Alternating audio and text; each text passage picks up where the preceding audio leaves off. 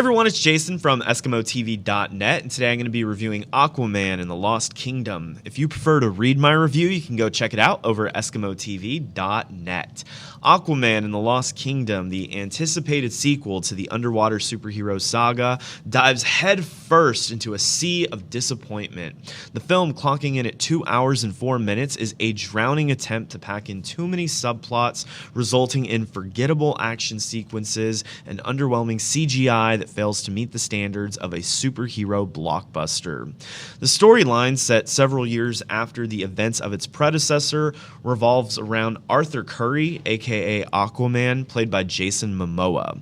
Forced to protect Atlantis and his loved ones from an ancient power unleashed by the villainous Black Manta, the film quickly descends into a convoluted mess. Patrick Wilson reprises his role as Aquaman's half-brother Orm, and former king of Atlantis, who is recruited by Arthur to defeat Manta, who's portrayed by Yahya Abdul-Mateen II. The movie's downfall begins with its overstuffed plot, where subplots pile up like wreckage at the bottom of the ocean. The attempt to cram in numerous elements, from Aquaman's family dynamics to the recruitment of his half-brother, leaves little room for any meaningful character development or engaging storytelling. One of the film's major flaws lies in its lackluster CGI visual effects. While a superhero movie of this caliber has the opportunity to, and should, boast breathtaking visuals, Aquaman and the Lost Kingdom settles for average at best. The action sequences lack the wow factor expected from a film of this magnitude, rendering them forgettable and failing to captivate the audience. The film's spoon-feeding approach to storytelling further contributes to its downfall. Instead of allowing the audience to connect the dots and engage in the narrative, the movie relies on a character providing a recap from the very beginning opening scene. The history of the power coveted by the villain is revealed through a mundane montage accompanied by narration. Although it is all communicated in a well-told manner and the clarity of this plot is crystal clear, it is all incredibly predictable and over-ambitious.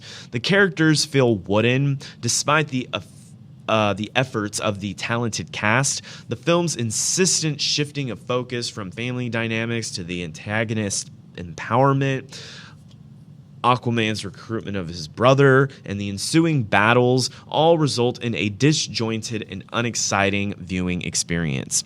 The villain, who is controlled by an evil trident that he touches, lacks any form of appeal, as all of his senseless actions are due to him touching this object. An intriguing motivation for him to wreak havoc is nearly non-existent. In the end, Aquaman and the Lost Kingdom sinks under the weight of its own ambitions. The film's attempt to stuff too much story into a limited runtime leads to a lackluster and unsatisfying cinematic experience. Save your coins and avoid this aquatic mess. Aquaman and the Lost Kingdom gets a D-. That'll do it for my review of Aquaman and the Lost Kingdom. I do hope you enjoyed this review. Wish that could have said that this film was better than it was, but I do think that you should stay away from it. There's a lot more interesting things to see this holiday season. If you enjoyed this review, please smash that like button. You can also consider subscribing to the channel if you want to see more videos like this in your feed. And you can also check out that website, EskimoTV.net, for reviews from myself as well as other authors. Until next time, y'all, my name is Jason Escamilla from EskimoTV.net.